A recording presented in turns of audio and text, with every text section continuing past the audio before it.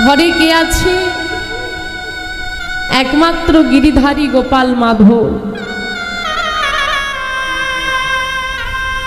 বাবা মা মারা গেছে,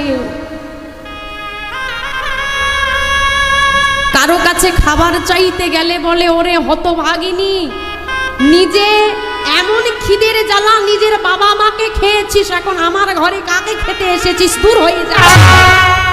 মায়াবতীকে ঘাড় ধাক্কা দিয়ে বের করে দিয়েছে। মায়াবতী ঘরে ছুটে এসে মাধবের কাছে গিয়ে বলছে, মাধব একবার আমার মাকে এনে দেবে।